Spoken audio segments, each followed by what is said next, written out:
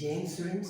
तो आज हम कर रहे हैं क्लास 10 साइंस का बहुत इंपॉर्टेंट टॉपिक क्लोर एल्कली प्रोसेस, जो कि आता है एक तरह से दूसरा क्वेश्चन बन के भी फॉर्मेशन ऑफ कॉस्टिक सोडा। ये इस बार के एग्जाम में 3 मार्क्स का आपके एग्जाम के पेपर में दिख सकता है।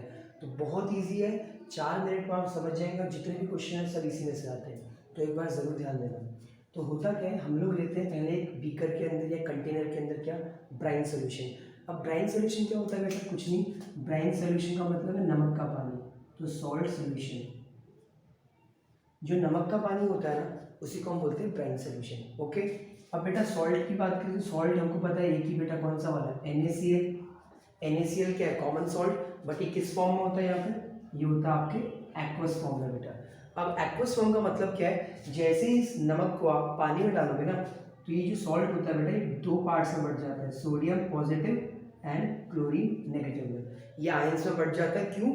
Due to the aqueous. Okay, ठीक है। तो हमारे ब्राइन सोल्यूशन में क्या है? सोडियम भी है और क्लोरीन भी है, जो कि प्लस एंड माइनस है।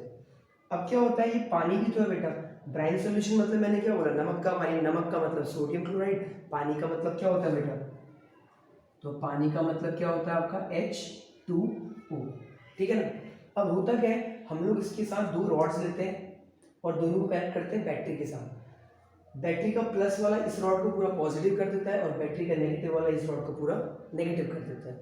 अब जैसे हम बिजली को बेटा कंडक्ट करते हैं, हम बैटरी ऑन करते हैं, प्लग ऑन करते हैं, तो होता क्या है ना, जो इलेक्ट्रिसिटी होती है वो जो वाटर है, इसको भी 2 चीज़ों में डिसएसोसिएट, तोड़ देती है या डिकम्पोज कर देती है अगर हम बोले तो। वो ऑक्सीजन में और OH में, इनके चार्ज क्या होते हैं? OH का चार्ज होता है नेगेटिव और हाइड्रोजन का होता है पॉजिटिव। जब हमने बिजली कंडक्ट करी तो उसके बाद क्या होता है? वाटर भी क्या होता है? डिसएसोसिएट हो जाता है। लेकिन ये अपने आप डिसोसिएट हो गया जैसे हमने पानी में डाला। क्यों? बिकॉज ये एक्वस फॉर्म में था। ठीक है, तो हमारा सोडियम एंड क्लोराइड तो इस बीकर के अंदर है ही आयंस के फॉर्म में, बट साथ ही साथ आपका H+ और आपका OH नेगेटिव भी प्रेजेंट होता है। अब इसके बाद क्या होता है ना बेटा, ये वाला जो है ना H पॉजिटिव, ये जाता है किसके पास? इस रॉड के पास, और यहाँ से फिर इस रॉड से क्या निकलती है? Hydrogen gas. ठीक है, उसी तरह जो ये क्लोरीन है बेटा, ये जाती है नेगेटिव, जो इसका आयन है क्लोरीन, ये जाता है पॉजिटिव रॉड के पास, और यहाँ से भी कौन सी गैस निकलती है बेटा? Chlorine gas.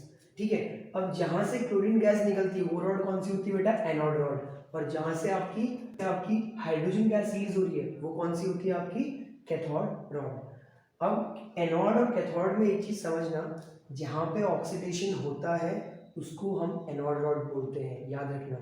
जहाँ पे रिडक्शन होता है उसको हम कैथोड रॉड बोलते हैं। अब देखो Cl तो वहाँ चला गया, गैस फॉर्म में निकल गया, और H भी वहाँ से गैस के फॉर्म में निकल गया, तो अंदर बच के जाता है सोडियम और आपका OH। तो जो रह गया वो बचा सोडियम एंड OH। ये भी क्या है? पॉजिटिव एंड नेगेटिव, तो ये क्या करेंगे? कंबाइन हो जाएंगे, और इसी को हम बोलते हैं कॉस्टिक सोडा। ये क्या है बेटा? ये स्ट्रॉन्ग बेस होता है। ठीक है ना।